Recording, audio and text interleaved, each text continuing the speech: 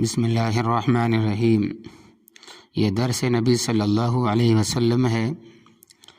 یہ 8واں باب ہے۔ اس سے پہلے کے 7ویں باب میں آپ نے یہ سنا کہ نبی کریم صلی اللہ علیہ وسلم غار حرا میں گئے اور خلوت میں گئے، اور اس کے بعد حضرت جبرائیل علیہ السلام پہلی مرتبہ وحی لے کر آئے تو کیا واقعہ پیش آیا۔ فرماتے ہیں کہ اور یہ روایت عیون الاثر میں حافظ ابو بشر دولابی کی سند سے مذکور ہے کہ حافظ عسقلانی فرماتے ہیں کہ ابی عبید ابن عمر کی مرسل روایت میں ہے کہ جبرائیل علیہ السلام آئے اور مجھ کو ایک مسند پر بٹھلایا جو جواہرات سے مرصع تھی، اور زہری کی ایک مرسل روایت میں ہے کہ مجھ کو ایسی عمدہ مسند پر جس کو دیکھ کر تعجب ہوتا تھا، غرض یہ کہ آپ گھر تشریف لائے اور حضرت خدیجہ رضی اللہ تعالی عنہا سے تمام واقعہ بیان کر کے فرمایا مجھ کو اپنی جان کا خطرہ ہے۔ تو حضرت خدیجہ رضی اللہ تعالی عنہ نے یہ فرمایا کہ آپ کو بشارت ہو، آپ ہرگز نہ ڈریے، خدا کی قسم اللہ آپ کو کبھی رسوا نہ کرے گا، کبھی برباد نہ کرے گا، کبھی ضائع نہیں کرے گا۔ آپ تو صلہ رحمی کرتے ہیں، آپ کی صلہ رحمی بالکل محقق ہے، ہمیشہ سچ بولتے ہیں، لوگوں کے بوجھ کو اٹھاتے ہیں، یعنی دوسروں کے قرضے اپنے سر رکھتے ہیں اور ناداروں کی خبر گیری فرماتے ہیں، امین ہے، لوگوں کی امانتیں ادا کرتے ہیں، مہمانوں کی ضیافت کا حق ادا کرتے ہیں، حق بجانب امور میں آپ ہمیشہ امین اور مددگار رہتے ہیں۔ روایت بخاری مسلم کی ہے۔ ابن جریر کی ایک روایت میں ہے کہ حضرت خدیجہ رضی اللہ تعالی عنہا نے یہ بھی فرمایا ما آتیت فاحشۃ قط، آپ کبھی کسی فاحشہ کے پاس بھی نہیں بھٹکتے۔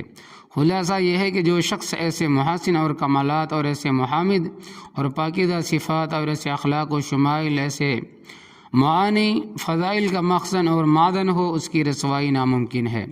وہ نہ دنیا میں رسوا ہو سکتا ہے نہ آخرت میں۔ حق تعالی شان ہو جس کو اپنی رحمت سے یہ محسن کمالات عطا فرماتے ہیں، اس کو ہر بلا اور ہر آفت سے محفوظ بھی رکھتے ہیں۔ ابن اسحاق کی روایت میں ہے کہ حضرت خدیجہ رضی اللہ تعالی عنہا نے آپ صلی اللہ علیہ وسلم کو تسلی دی اور یہ کہا کہ قسم ہے اس ذات پاک کی جس کے قبضے میں خدیجہ کی جان ہے، میں قوی امید رکھتی ہوں کہ آپ اس امت کے نبی ہوں گے۔ اور روایت میں ہے کہ آپ نے تمام واقعہ حضرت خدیجہ رضی اللہ تعالی عنہ سے بیان کیا۔ حضرت خدیجہ رضی اللہ تعالی عنہ نے کہا مبارک ہو اور آپ کو بشارت ہو، خدا کی قسم اللہ تبارک و تعالی آپ کے ساتھ سوائے خیر اور بھلائی کے کچھ نہ کرے گا۔ جو منصب اللہ تبارک و تعالی کی جانب سے آپ کے پاس آیا ہے اس کو قبول کیجئے، وہ بلا شبہ حق ہے۔ اور پھر کہتی ہوں کہ آپ کو بشارت ہو، آپ یقیناً اللہ تبارک و تعالی کے رسول برحق ہے۔ حافظ عسقلانی رحمۃ اللہ علیہ اس روایت کو نقل فرماتے ہیں۔ یہ روایت صراحتاً اس پر دلالت کرتی ہے کہ علی الاطلاق سب سے پہلے حضرت خدیجہ رضی اللہ تعالی عنہ ایمان لائی۔ بعد ازاں خدیجہ تنہا اپنے چچازاد بھائی ورقہ بن نوفل کے پاس گئی جو توریت اور انجیل کے بڑے عالم تھے اور سریانی زبان سے عربی زبان میں انجیل کا ترجمہ کرتے تھے، اور زمانہ جاہلیت میں بت پرستی سے بیزار ہو کر نصرانی بن گئے تھے، اور اس وقت بہت بوڑھے اور نابینا ہو چکے تھے۔ ان سے یہ تمام واقعہ بیان کیا۔ ورقہ نے سن کر یہ کہا کہ اگر تو سچ کہتی ہے تو تحقیق ان کے پاس وہی فرشتہ آتا ہے جو حضرت عیسیٰ علیہ السلام کے پاس آتا تھا۔ یہ روایت دلائل ابی نعیم میں ہے۔ اس کے بعد حضرت خدیجہ آپ صلی اللہ علیہ وسلم کو اپنے ہمراہ لے کر ورقہ کے پاس گئی اور کہا اے میرے چچازاد بھائی، ذرا اپنے بھتیجے کا حال یعنی خود ان کی زبانی سنیے۔ ورقہ نے آپ سے مخاطب ہو کر کہا اے بھتیجے بتلاؤ کیا دیکھا؟ آپ صلی اللہ علیہ وسلم نے تمام واقعہ بیان فرمایا۔ ورقہ نے جب آپ کا کلام سنا تو سنتے ہی حق کا یقین آ گیا کہ جو کچھ آپ فرماتے ہیں وہ بالکل حق ہے، اور ورقہ نے اس حق کا اعتراف کیا اور اس کو تسلیم کیا۔ ورقہ نے آپ صلی اللہ علیہ وسلم کا تمام حال سن کر یہ کہا کہ یہی وہ ناموز فرشتہ ہے جو حضرت موسیٰ علیہ السلام پر اترتا تھا۔ کاش میں تمہارے زمانے پیغمبری میں قوی اور توانا ہوتا، یہ طاقتور ہوتا، جبکہ تمہاری قوم تم کو وطن سے نکالے گی، یہ کم از کم زندہ ہی ہوتا۔ آپ صلی اللہ علیہ وسلم نے بہت تعجب سے فرمایا کہ وہ مجھ کو نکالیں گے؟ ورقہ نے کہا ایک تم ہی پر موقوف نہیں، جو شخص بھی پیغمبر ہو کر اللہ تبارک و تعالیٰ کا کلام اور اس کا پیام لے کر آیا، لوگ اسی کے دشمن ہوئے۔ اگر میں نے آپ کا وہ زمانہ پایا تو میں نہایت زور سے آپ کی مدد کروں گا، مگر کچھ زیادہ دن گزرنے نہ پائے کہ ورقہ کا انتقال ہو گیا۔ یہ بھی بخاری اور مسلم کی روایت ہے۔ اور ابو میسرہ کی مرسل روایت میں ہے کہ ورقہ نے کہا کہ آپ کو بشارت ہو، میں گواہی دیتا ہوں کہ آپ وہی نبی ہے جن کی حضرت مسیح ابن مریم علیہ الصلاۃ والسلام نے بشارت دی ہے، اور آپ مثل موسیٰ علیہ الصلاۃ والسلام کے نبی مرسل ہے، اور آپ کو عنقریب اللہ تبارک و تعالیٰ کی طرف سے جہاد کا حکم کیا جائے گا، چونکہ آپ بھی حضرت موسیٰ علیہ الصلاۃ والسلام کی طرح نبی الجہاد ہے، اور شریعت موسویہ کی طرح آپ کی شریعت بھی حدود و تغیرات، جہاد و قصاص، حلال و حرام کے حکام پر علی الوجہ اتم مشتمل ہے۔ اس لیے اس وقت ورقہ نے جو باوجود نصرانی ہونے کے یہ کہا کہ یہی وہ ناموس فرشتہ ہے جو حضرت موسیٰ علیہ الصلاۃ والسلام پر نازل ہوتا تھا، اور جس وقت اول بار حضرت خدیجہ رضی اللہ تعالیٰ عنہا نے آپ صلی اللہ علیہ وسلم کی غیب و بت میں ورقہ سے آپ کا حال بیان کیا، تو اس وقت ورقہ نے نصرانی ہونے کے بعد آپ کے ناموس فرشتہ کو ناموس عیسیٰ علیہ الصلاۃ والسلام کے ساتھ تشبیہ دی، اور ایک روایت میں ہے کہ چلتے وقت ورقہ نے آپ کے سر کو بوسہ دیا۔ آپ گھر واپس گئے اور وحی کا آنا چند روز کے لیے رک گیا تاکہ دل سے گزشتہ دہشت اور خوف دور ہو جائے اور آئندہ وحی کا شوق اور انتظار قلب پیدا ہو جائے۔ فرماتے ہیں کہ وحی کے رک جانے سے حضرت صلی اللہ علیہ وسلم کو اس قدر حزن اور ملال ہوا کہ بار بار پہاڑ پر جاتے، اپنے کو پہاڑ کی چوٹی سے گرا دیں، ایسا دل گوارا کرتا، مگر آپ جب ایسا ارادہ فرماتے تو حضرت جبرائیل امین ظاہر ہوتے اور یہ فرماتے یا محمد انک رسول اللہ حقا، اے محمد صلی اللہ علیہ وسلم آپ یقیناً بلا شبہ اللہ کے رسول برحق ہے۔ یہ سن کر آپ کے قلب کو سکون ہو جاتا۔ ایک بار حضرت خدیجہ رضی اللہ تعالی عنہا نے نبی کریم صلی اللہ علیہ وسلم سے عرض کیا کہ اگر ممکن ہو تو جس وقت وہ ناموس آپ کے پاس آئے تو مجھ کو ضرور اطلاع فرمائے۔ چنانچہ جبرائیل امین جب آپ کے پاس آئے، حسب وعدہ آپ نے حضرت خدیجہ رضی اللہ تعالی عنہا کو اطلاع دی۔ حضرت خدیجہ رضی اللہ تعالی عنہا نے عرض کیا کہ آپ صلی اللہ علیہ وسلم میری آغوش میں آ جائیں۔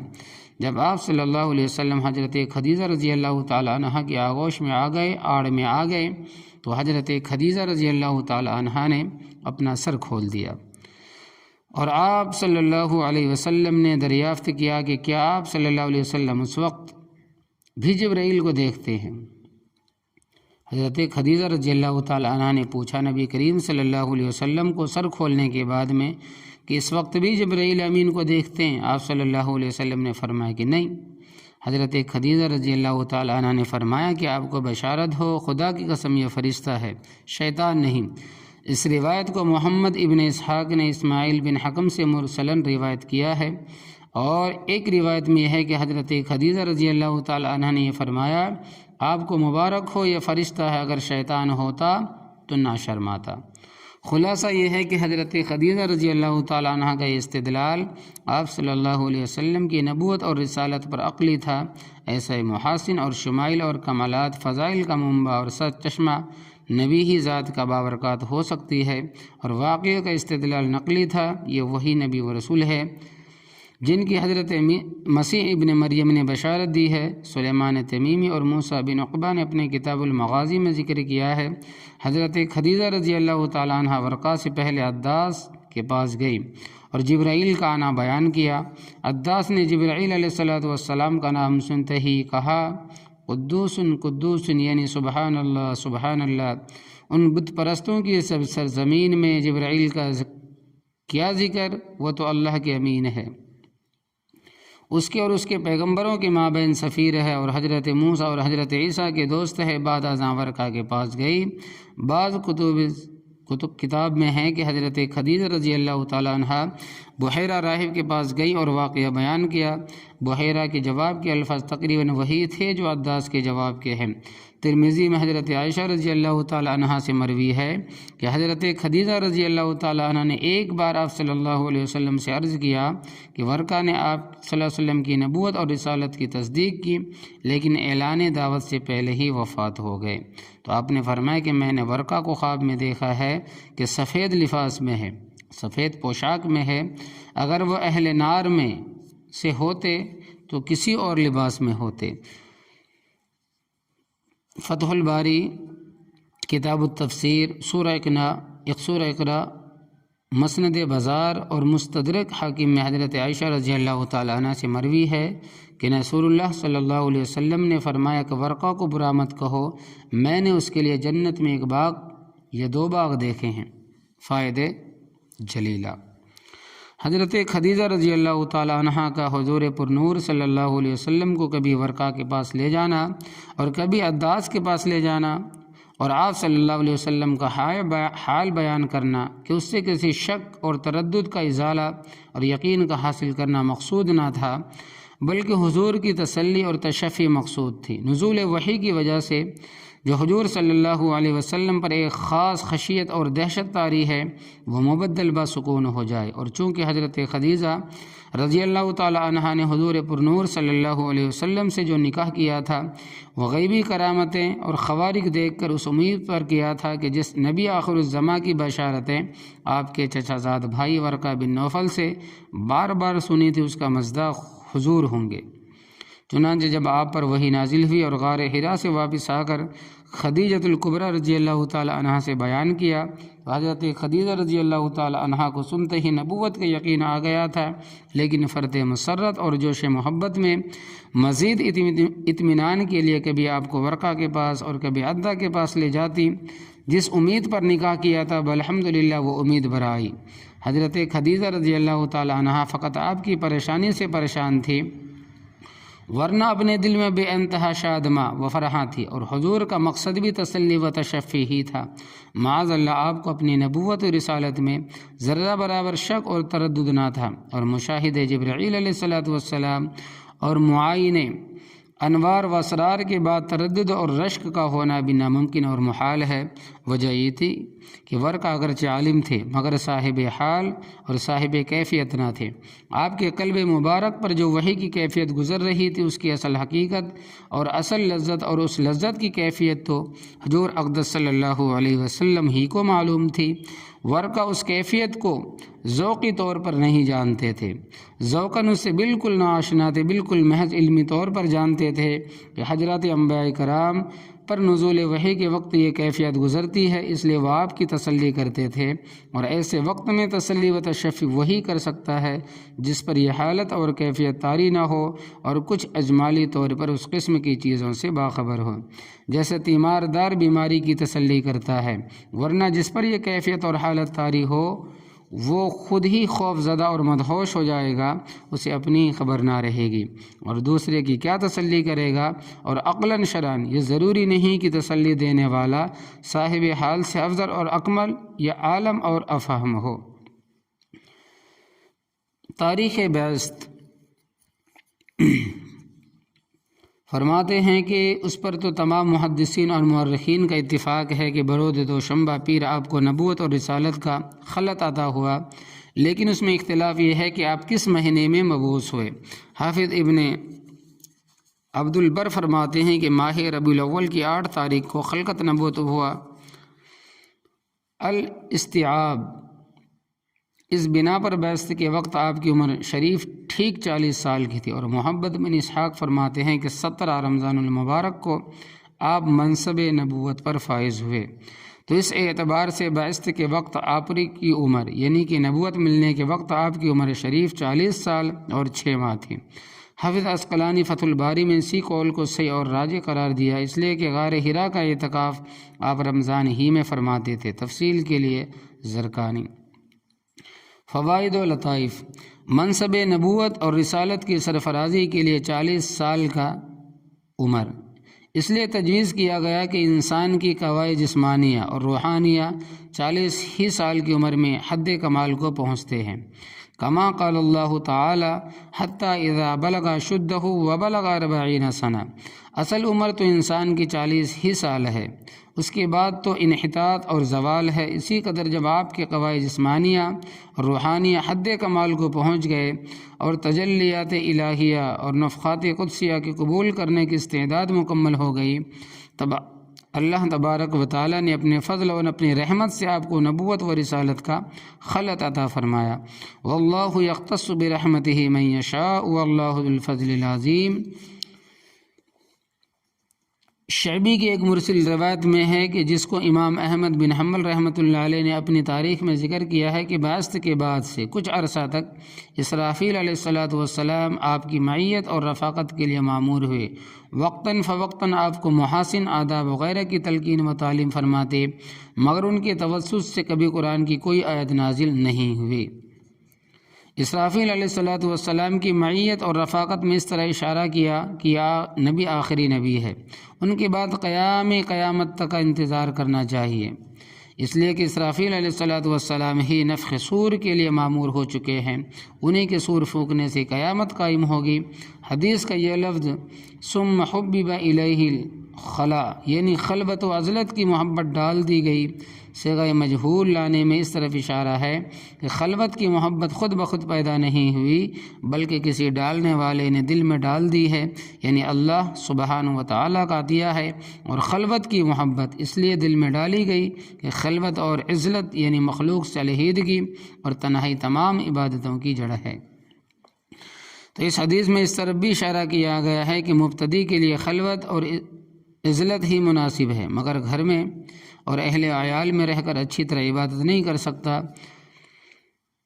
منتہا کے لیے خاص و خلوت کی ضرورت نہیں، اس لیے کامل اور منتہی کے لیے اہل عیال کی صحبت تعلق مع اللہ سے معنی نہیں ہوئی، کما قال اللہ تعالی رجال لا تلہیہم تجارت ولا بیع عن ذکر اللہ واقام الصلاۃ۔ مگر منتہا کے لیے بھی اتنا ضروری ہے کہ دن میں کچھ نہ کچھ وقت خلوت کے لیے مخصوص کرے۔ غار حرا میں جاتے وقت آپ توشہ لے جانا، اس کی یہ دلیل ہے کہ کھانے اور پینے کا انتظام توکل کے منافی نہیں بلکہ رزق خداوندی کی طرف اپنے فقراء اور فاقہ ضرورت حاجت کا اظہار ہے جو عین عبادت ہے۔ رب انی لما انزلت الی من خیر فقیر۔ اور آگے فرماتے ہیں کہ حضرت موسیٰ علیہ الصلاۃ والسلام کو جب مدین پہنچ کر بھوک لاحق ہوئی تو بارگاہ خداوندی میں اپنے فقر و فاقہ کو اس طرح پیش کیا کہ رب انی لما انزلت الی من خیر فقیر، اے پروردگار جو خیر بھی نازل فرمائے میں اس کا محتاج ہوں۔ رزق خداوندی کی طرف اپنے فقر اور احتیاج کا ملحوظ رکھنا عین عبادت ہے، اور حضرات انبیاء علیہ الصلاۃ والسلام الف الف صلاۃ اللہ کی سنت ہے، اور توشہ نہ لینے میں درپردہ ادعا توکل ہے۔ چنانچہ بعض صالحین کا یہ معمول تھا کہ کئی روز کا صوم و سال رکھتے تھے، لیکن تکیے کے نیچے ایک روٹی ضرور رکھی ہوتی رہتی تھی۔ ایک دن کسی مرید نے شیخ کے تکیے کے نیچے اس روٹی کو اٹھا لیا، شیخ کی جب نظر پڑی تو دیکھا روٹی دارد ہے۔ متولین پر بہت ناراض ہوئے اور سخت و سست کہا۔ مرید نے کہا کہ حضرت کو اس کی کیا ضرورت ہے؟ شیخ نے فرمایا تم سمجھتے ہیں کہ میں کئی روز صوم و سال رکھنے پر قادر ہوں، اس لیے روٹی رکھنے کی کوئی ضرورت نہیں۔ تمہارا یہ خیال غلط ہے، میں اپنی قوت کے بھروسے پر روزہ نہیں رکھتا بلکہ محض خداوند ذوالجلال کے فضل و کرم کے بھروسے پر رکھتا ہوں، اور ہر وقت اپنے ضعف اور نہ توانی سے ڈرتا ہوں، نہ معلوم کس وقت مجھ سے یہ توفیق اور تائید روحانی روک لی جائے اور بشریت اور جسمانیت کی طرف لوٹا دیا جائے اور اس رازق ذوالقوت المتین کی سوکھی ہوئی روٹی کا محتاج ہو جاؤں۔ بندہ اپنی ذات سے ایک لمحہ کے لیے بھی رزق خداوندی سے مستغنا نہیں ہو سکتا۔ نفس کے اطمینان کے لیے روٹی ہر وقت پاس رکھتا ہوں تاکہ نفس کو کسی قسم کا اضطراب لاحق نہ ہو۔ سالک کو بجائے نفس کے رزق پر فقط رزق ہونے کی حیثیت نہیں بلکہ رزق خداوندی ہونے کی حیثیت سے اعتماد اور بھروسہ کرنا بہتر ہے۔ غار حرا کی خلوت و عزلت میں آپ صلی اللہ علیہ وسلم کا یہ معمول رہا کہ کبھی آپ صلی اللہ علیہ وسلم گھر تشریف لاتے اور چند روز کا توشہ لے کر پھر واپس ہو جاتے۔ اس میں اس طرف اشارہ ہے کہ اصحاب خلوت و عزلت کے لیے انقطاع کلی مناسب نہیں، اہل و عیال کے حقوق کی رعایت بھی ضروری ہے۔ اسی وجہ سے ارشاد فرمایا کہ لا رہبانیت فی الاسلام، اسلام میں رہبانیت نہیں۔ باطنی امراض کے معالجے کے لیے اور عبادت میں پختگی اور رسوخ پیدا کرنے کے لیے اگر کسی غار یا پہاڑ میں مدت کے لیے خلوت کی جائے، جیسا کہ حضرات صوفیہ کا طریقہ ہے، تو یہ سنت ہے، بدعت نہیں ہے۔ نیز اس طرف اشارہ ہے کہ جو شخص کسی غار میں یا پہاڑ میں خلوت کا ارادہ کرے، اس کو چاہیے کہ اہل خانہ کو مقام خلوت سے ضرور مطلع کر دے تاکہ ان کو کسی قسم کی تشویش نہ ہو، اس کی طرف سے قلب میں کوئی بدگمانی نہ ہو، عند ضرورت اس کی خبر گیری کر سکے، بیمار ہو تو تیمارداری کر سکے وغیرہ ذالک۔ حضرت جبرائیل امین کا آپ صلی اللہ علیہ وسلم کو 3 بار دبانا ملکی اور روحانی فیض پہنچانے کے لیے تھا، تاکہ جبرائیل کی روحانیت اور ملکیت آپ کی بشریت پر غالب آ جائے اور قلب مبارک آیات الہیہ اور علوم ربانیہ کا تحمل کر سکے، اور آپ کی ذات بابرکات خالق اور مخلوق کے مابین واسطہ اور عالم شہادت کا منتہی اور عالم غیب کا مبدا بن سکے۔ حضرات عارفین کا اس طرح سے کسی کو فیض پہنچانا بطریق تواتر ثابت ہے۔ حضرت ابن عباس رضی اللہ تعالی عنہما سے مروی ہے کہ ایک بار نبی کریم صلی اللہ علیہ وسلم نے مجھ کو اپنے سینے مبارک سے لگایا اور یہ دعا فرمائی، اللہم علمہ الکتاب، اے اللہ اس کو اپنی کتاب کا علم عطا فرما۔ نبی کریم صلی اللہ علیہ وسلم کا ابن عباس رضی اللہ تعالی عنہما کو اپنے سینے سے لگانا ایسا ہی تھا جیسے جبرائیل امین نے آپ صلی اللہ علیہ وسلم کو سینے سے لگایا تھا۔ ابو ہریرہ رضی اللہ تعالیٰ عنہ سے مروی ہے کہ میں نے عرض کیا کہ یا رسول اللہ صلی اللہ علیہ وسلم، میں بسا اوقات آپ سے حدیث سنتا ہوں، بھول جاتا ہوں۔ آپ نے فرمایا کہ اپنی چادر بچھاؤ۔ میں نے چادر بچھائی، آپ نے دست مبارک سے کچھ اشارہ فرمایا جیسا کہ کوئی 2 لپ بھر کر کچھ ڈالتا ہو، اور یہ کہا کہ اب اس چادر کو اپنے سینے سے لگا لو۔ میں نے اس چادر کو اپنے سینے سے لگا لیا، اس کے بعد میں کسی حدیث کو کبھی بھی نہیں بھولا۔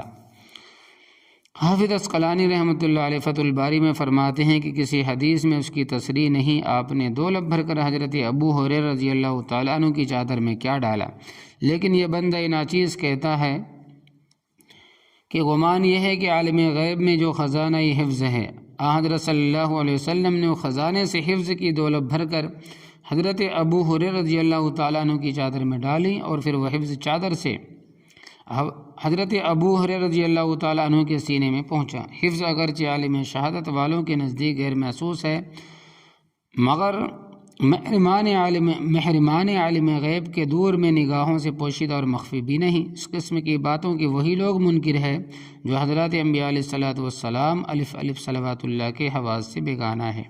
حضرت ابو ہریرہ رضی اللہ تعالیٰ عنہ کے حفظ کا اور ایک بھی عجیب واقعہ ہے جس کا اس مقام سے تعلق نہیں۔ حضرت اہل علم فتح الباری باب حفظ العلم، علامہ طیبی طیب اللہ سرا شرح مشکات میں لکھتے ہیں کہ سورہ اقرا کی نازل شدہ آیتوں میں آپ کے شبے کے جواب کی طرف اشارہ ہے کہ ما انا بقاری، میں پڑھا ہوا نہیں ہوں، وہ یہ ہے کہ بے شک تم پڑھے ہوئے نہیں، مگر اپنے رب کے نام پاک کی اعانت اور امداد سے پڑھو، سب آسان ہو جائے گا۔ اور سمجھ لو کہ حق جل شانہ کسی کو علم کتاب اور قلم کے واسطے سے عطا فرماتے ہیں، جس کو اصطلاح میں علم کتابی کہتے ہیں۔ علم بالقلم میں اسی طرف اشارہ ہے، کسی کو براہ راست بغیر اسباب ظاہری کے وساطت کے علم عطا فرماتے ہیں، جس کو اصطلاح میں علم لدنی کہتے ہیں۔ اور علم الانسان ما لم یعلم میں اسی طرف اشارہ ہے کہ خلاصہ جواب یہ ہے اگرچہ آپ پڑھے ہوئے نہیں ہیں، مگر حق جل وعلا کی قدرت بہت وسیع ہے، بغیر اسباب ظاہری کی وساطت کے بھی جس کو چاہتا ہے علوم معارف سے سرفراز فرماتا ہے۔ اسی طرح اللہ تبارک و تعالی آپ کو بھی علم و معرفت عطا فرمائے گا، کما قال اللہ تعالی وعلمک ما لم تکن تعلم وکان فضل اللہ علیک عظیما۔ اور اللہ تبارک و تعالی نے آپ کو وہ باتیں بتلائی جن کو آپ بغیر خدا کے بتلائے از خود جان بھی نہیں سکتے تھے، اور اللہ تبارک و تعالیٰ کا فضل آپ پر بہت ہی بڑا ہے۔ حضرت خدیجہ رضی اللہ تعالی عنہ کے تسلی آمیز جواب سے یہ معلوم ہوتا ہے کہ صلہ رحمی اور مہمانداری اور سخاوت و ہمدردی کی وجہ سے دنیا میں بھی انسان آفتوں سے مامون و محفوظ رہتا ہے۔ حضرت خدیجہ رضی اللہ تعالیٰ عنہ کا آپ کی تسلی کے لیے آپ کے محاسن اور کمالات کا ذکر کرنا اس کی دلیل ہے۔ کسی کے واقعی اور نفس الامری محاسن اور کمالات اس کے منہ پر بیان کرنا بشرطے کہ ممدوح کا اعجاب اور خود پسندی میں مبتلا ہونے کا اندیشہ نہ ہو، صرف جائز ہی نہیں بلکہ مستحسن ہے، اچھا ہے، بہتر ہے۔ نبی کریم صلی اللہ علیہ وسلم کا سب سے پہلے اس واقعے کا حضرت خدیجہ رضی اللہ تعالیٰ عنہ سے ذکر کرنا اس امر کی دلیل ہے کہ انسان پر اگر کوئی اہم واقعہ پیش آئے تو اگر اس کے اہل خانہ دیندار اور سمجھدار ہو تو سب سے پہلے اس سے تذکرہ کرے اور بعد میں جو اہل علم اور علم فہم ہو ان سے ذکر کرے۔ حضرت خدیجہ رضی اللہ تعالیٰ عنہ کے اس واقعے کو سن کر آپ صلی اللہ علیہ وسلم کو ورقہ بن نوفل کے پاس لے جانا، جو زمانے کے سب سے بڑے عالم تھے، اس عمر کی دلیل ہے کہ جب کوئی نادر واقعہ پیش آئے تو علماء ربانیین پر پیش کرنا چاہیے۔ نیز اہل علم کی خدمت میں کسی کے توسط سے حاضر ہونا زیادہ بہتر ہے، جیسے نبی کریم صلی اللہ علیہ وسلم نے حضرت خدیجہ رضی اللہ تعالیٰ عنہ کی وساطت سے ورقہ بن نوفل سے ملاقات فرمائی۔ رسول اللہ صلی اللہ علیہ وسلم تنہا ورقہ کے پاس تشریف نہیں لے گئے بلکہ حضرت خدیجہ رضی اللہ تعالیٰ عنہ کو ساتھ لیا، جن کی ورقہ سے قرابت تھی۔ معلوم ہوا کہ علماء صلحاء سے ملاقات کے لیے اگر کسی رہنما کو ساتھ لے لیا جائے تو مناسب ہے تاکہ گفتگو میں سہولت رہے۔ جو شخص اپنے سے عمر میں بڑا ہو اس کو توقیر اور تعظیم و تکریم ضروری ہے، اگرچہ یہ کم عمر علم اور فضل، مرتبہ اور کمال میں سارے عالم سے فائق اور برتر ہو۔ چھوٹا اگرچہ مرتبے میں بڑا ہو مگر بڑی عمر والے کے لیے جائز ہے کہ مخاطبت میں اپنے سے کم عمر والے کے لیے وہی الفاظ استعمال کرے جو اصاغر کے لیے کیے جاتے ہیں، جیسا کہ ورقہ نے باوجود آپ صلی اللہ علیہ وسلم کو نبی اور رسول ماننے کے آپ کو یا ابنی اخی، اے میرے بھتیجے کہہ کر خطاب کیا۔ نیز اس سے یہ بھی معلوم ہوا کہ اصاغر جب اکابر کی مجلس میں حاضر ہوں تو اکابر کے ادب کو ملحوظ رکھیں، جب تک اکابر خود ابتدا کلام نہ فرمائیں اس وقت تک اصاغر کو ابتدائی کلام نہیں کرنا چاہیے۔ چنانچہ حضرت خدیجہ رضی اللہ تعالی عنہا جب آپ صلی اللہ علیہ وسلم کو ورقہ کے پاس لے کر گئیں اور یہ کہا کہ ابن اپنے بھتیجے سے کچھ سنیے، تو آپ خاموش رہے۔ جب ورقہ نے خود ابتدائی بالکلام کیا اور یہ کہا یا ابن اخی ماذا ترى، اے میرے بھتیجے کیا دیکھا، تب آپ علیہ الصلوۃ والسلام نے تمام واقعے کی خبر دی۔ ورقہ کے جواب میں آپ کا یہ فرمانا او مخرجیہم، کیا یہ لوگ مجھ کو مکہ سے نکالیں گے، اس سے معلوم ہوتا ہے کہ وطن کی مفارقت حضرات انبیاء پر بھی شاق ہے۔ نیز اس وقت ورقہ کا یہ کہنا کہ کاش میں اس وقت قوی اور توانا ہوتا، طاقتور ہوتا جب آپ کی قوم آپ کو وطن سے نکالے گی، یہ اس کی دلیل ہے کہ انسان کو کسی خیر کی تمنا جائز ہے اگر جو اس خیر کی حصول کی امید نہ ہو۔ امام مالک رحمۃ اللہ علیہ سے کسی نے دریافت کیا کہ جبرائیل نام رکھنا کیسا ہے، تو ناپسند فرمایا۔ توحید و رسالت کے بعد سب سے پہلا فرض، توحید و رسالت کے بعد سب سے پہلے جس چیز کی آپ کو تعلیم دی گئی وہ وضو اور نماز تھی۔ اول حضرت جبرائیل علیہ السلام نے زمین پر اپنی ایڑی سے ایک ٹھوکر ماری جس سے پانی کا ایک چشمہ جاری ہو گیا۔ حضرت جبرائیل علیہ السلام نے اس سے وضو کیا اور آپ صلی اللہ علیہ وسلم دیکھتے رہے۔ بعد ازاں آپ نے بھی اسی طرح وضو کی۔ پھر حضرت جبرائیل علیہ السلام نے 2 رکعت نماز پڑھائی اور آپ صلی اللہ علیہ وسلم نے اقتدا کی اور وضو اور نماز سے فارغ ہو کر تشریف لائے اور حضرت خدیجہ رضی اللہ تعالی عنہ کو وضو اور نماز کی تعلیم دی۔ یہ روایت دلائل ابی نعیم میں مذکور ہے۔ حضرت عائشہ رضی اللہ تعالی عنہ سے مروی ہے۔ حافظ عسقلانی رحمۃ اللہ علیہ فرماتے ہیں کہ سند اس کی ضعیف ہے۔ اسامہ ابن زید رضی اللہ تعالی عنہ اپنے باپ زید بن حارثہ رضی اللہ تعالی عنہ سے راوی ہے کہ رسول اللہ صلی اللہ علیہ وسلم نے ارشاد فرمایا کہ ابتدائے بعثت و نزول وحی کے وقت حضرت جبرائیل علیہ السلام میرے پاس آئے اور وضو اور نماز کی مجھ کو تعلیم دی، اور یہ روایت مسند احمد میں ہے۔ اور آگے فرماتے ہیں کہ حضرت برا ابن عازب اور عبداللہ ابن عباس رضی اللہ تعالی عنہم سے مروی ہے۔ ابن عباس رضی اللہ تعالی عنہما کی حدیث میں ہے کہ یہ پہلا فرض تھا۔ علامہ سہیلی اس حدیث کو ذکر فرماتے ہیں پس وضو با اعتبار فرضیت کے مکی ہے اور با اعتبار تلاوت کے مدنی ہے، اس لیے کہ آیت وضو کا نزول ہجرت کے بعد مدینے میں ہوا۔ ابتدا باعث ہی سے آپ کا نماز پڑھنا تو قطعاً ثابت ہے، اختلاف اس میں ہے کہ 5 نمازوں کے فرض ہونے سے پہلے جو کہ شب معراج میں فرض ہوئی، ان سے پہلے آپ پر کوئی نماز فرض تھی یا نہیں تھی۔ بعض علماء کے نزدیک معراج سے پہلے کوئی نماز فرض نہ تھی، آپ جس قدر چاہتے نماز پڑھتے، صرف صلاۃ اللیل کا حکم نازل ہوا تھا۔ اور بعض علماء کے نزدیک ابتدائی بعثت سے 2 نمازیں فرض تھی، 2 رکعت صبح کی اور 2 رکعت عصر کی، کما قال اللہ تعالی وسبح بحمد ربک بالعشی والابکار وسبح بحمد ربک قبل طلوع الشمس وقبل غروبها واقم الصلاة طرفی النہار۔ اللہ تبارک و تعالیٰ کی تسبیح و تحمید کرو شام اور صبح، طلوع شمس سے پہلے اور غروب شمس سے پہلے اللہ تبارک و تعالیٰ کی تسبیح و تحمید کیا کرو، نماز کو قائم کرو دن کے دونوں کناروں میں، یعنی صبح و شام۔ اور بعد چند سورہ مزمل نازل ہوئی اور قیام لیل یعنی تہجد کا حکم نازل ہوا۔ فتح الباری میں ہے کہ علامہ سہیلی فرماتے ہیں کہ مقاتل بن سلیمان سے منقول ہے کہ اللہ تبارک و تعالیٰ نے ابتدا اسلام میں 2 رکعتیں صبح کی اور 2 رکعتیں شام کی فرض کی، اور پھر 5 نمازیں شب معراج میں فرض کی۔ سابقین اولین رضی اللہ عنہم ورضوا عنہ۔ اس کے بعد انشاءاللہ تبارک و تعالیٰ آگے کا درس اس کے بعد آئے گا۔ آمین یا رب العالمین۔ عمل کرنے کی توفیق عطا